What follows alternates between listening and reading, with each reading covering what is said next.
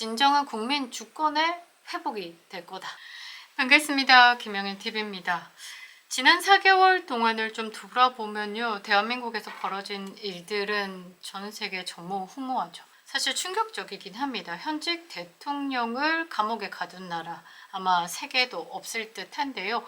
백악관 기자단과 대변인이 현안 질의를 하는 과정에서 대한민국에 대한 이야기가 나왔습니다. 거기서 대한민국 대통령의 불법 감금이라는 단어가 나왔죠. 그 부분에 대해서 우려를 표한다라는 반응까지 터진 상황입니다. 현직 대통령을 감옥에 가둔 이 광란의 배우가 과연 누굴까요? 제가 앞서 만든 영상에서 차분차분 정리를 좀 드렸는데요. 결론은 이 법을 손에 쥔 권력의 탐욕자들, 권력의 줄선자들이 헌법을 난도질한 겁니다. 헌정사상 초유의 법치 파괴가 일어난 것이죠. 사실 쿠데타입니다. 쿠데타. 현직 대통령의 권한을 찬탈하기 위한 쿠데타. 그들이 자신들의 행위를 가리기 위해서 대통령의 비상계엄 이코르 내란이다 라면서 인간 사냥을 해왔던 겁니다.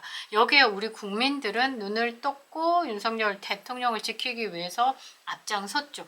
자, 지난해 2024년 12월 3일부터 이 탄핵소추안 가결될 때 12월 14일까지 단 11일 만에 일어난 일입니다. 그러니까 쿠데타가 성공을 하려면 사실 시간과 힘이 필요하죠. 자, 여기서 가장 큰 힘을 발휘한 건 경찰, 그 뒤를 따른 건 검찰, 그 뒤를 든든하게 지켜줬던 사법부, 그리고 그 뒤에 거대 조직이 있었다라는 겁니다.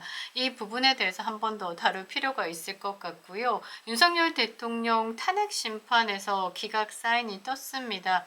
윤석열 대통령의 직무 복귀 후에 대한민국은 이 법치 파괴 세력들을 단죄해야 하는 것인데요. 그러기 위해서는 윤석열 대통령을 서포트하는 강력한 보수 정당이 필요할 때죠. 우리 국민들이 힘을 발휘할 수 있을 거다라고 생각을 합니다.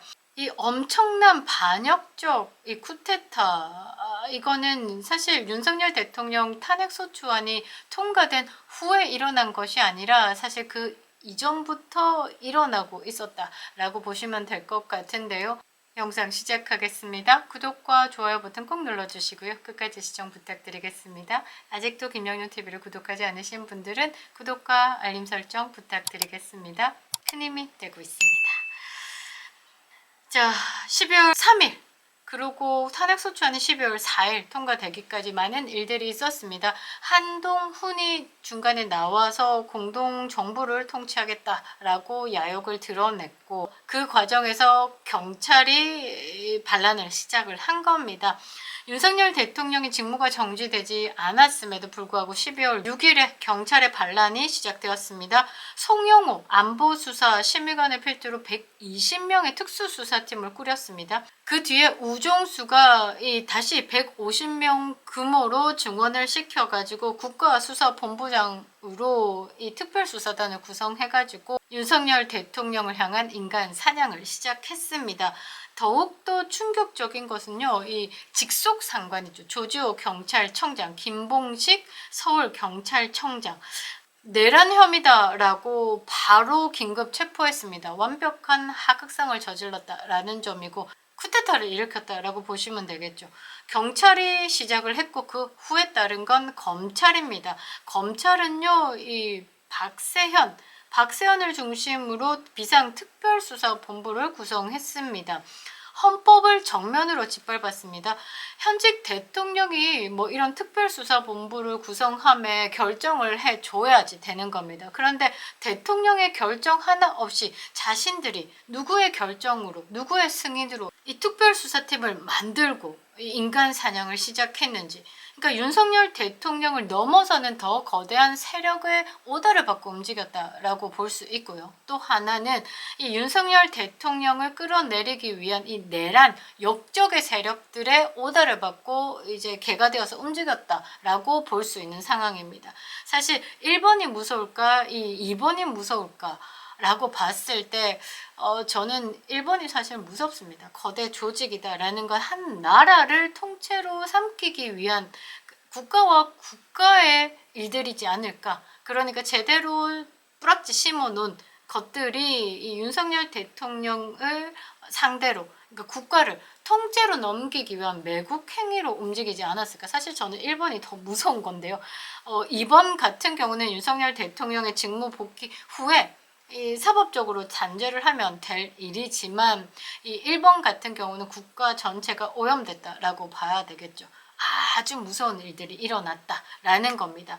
현직 대통령의 정당한 통치 권한 중에 하나인 비상계엄이라는 그 방법을 이코르 내란죄로 만들어서 프레임 딱 씌우고 언론과 딱 손잡고 국민들을 선동했고, 뒤에서 경찰, 검찰이 받쳐주면서 몰이를 했다라는 겁니다. 심지어 12월 8일 있죠. 12월 8일에는 윤석열 대통령의 최측근이었던 김용현 장관을 강제로 체포합니다. 이거는 미친 짓이죠. 자진 출두하셨는데 긴급 체포를 했습니다.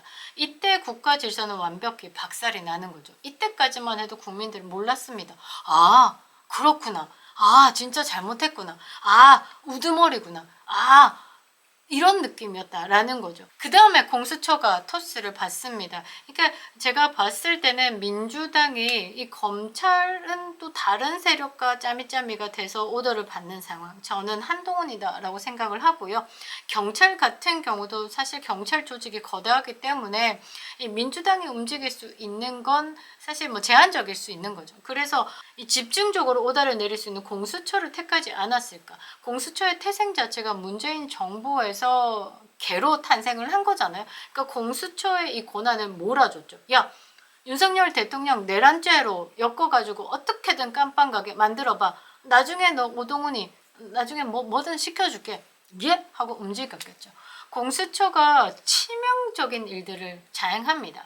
윤석열 대통령의 권한이죠. 헌법이 보장하고 있습니다. 헌법 제6조부터 제85조까지 무려 20개 조항의 대통령의 특별한 헌법 지위가 완벽히 무너집니다. 이 공수처가 이거를 완벽히 짓밟고 한나라의 대통령, 대한민국 국민들이 뽑아낸 그 대통령을 내란 수개라는 말도 사실 잘 쓰지도 않는데 반란자로 몰아가지고요. 경찰, 검찰의 불법 수사를 이첩을 요구해가지고 공수처가 이제 하기스 부대, 여러분 기억나시죠? 기저귀까지 차가면서 윤석열 대통령 체포하기 위해서 3,000명이 동원돼가지고 2차에 걸쳐가지고, 이거는 충격적인 반역 행위다라고 밖에 볼 수 없습니다. 이 과정에서 국민들이 눈을 떴죠. 이거 이상해. 아, 이들이 원하는 건 윤석열 대통령을 단순히 박근혜 전 대통령 때처럼 탄핵시키고 정권을 교체하려는 그게 아니네. 도대체 그 과정에서 눈을 뜨게 된 거죠. 아, 민주당이 지금까지 해왔던 탄핵 남발, 윤석열 대통령을 계속 거부권 행사, 불통의 이미지를 막 씌웠던 이런 모든 것들이 다시 보게 된 거죠. 야, 얘네들이 탄핵 남발했던 거 보니까 어이없네. 근데 법안 올려놨던 거 봐도 어이없네. 이거 완벽히 사회주의 국가로 가는 포퓰리즘이잖아. 개망하겠는데? 그거를 그럼 윤석열 대통령이 막아왔던 거야. 이 거부권 행사는 어쩔 수 없이 입법 폭주를 막기 위한 하나의 방어막이었어. 와, 그래서 결국 이렇게 탄핵된 거야? 아, 어쩔 수 없이 비상계엄을 선택할 수밖에 없었던 거야?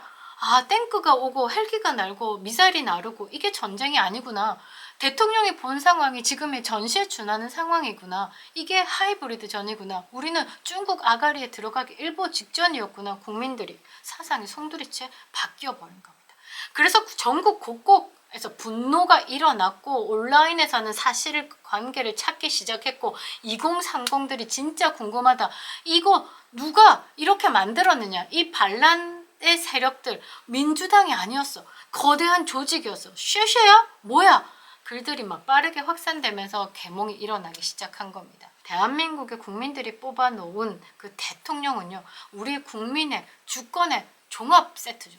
그런데 그것을 무너뜨렸다라는 건 대한민국의 국민의 주권을 찬탈하겠다라는 행위로 받아들인 거죠. 이제 이해가 된 겁니다. 아, 민주당이 저렇게 하고 있는 거, 탄핵 남발하고 있는 거 윤석열 제거가 아니구나. 대한민국 국민의 주권 찬탈이구나. 와, 우리 홍콩 되겠는데?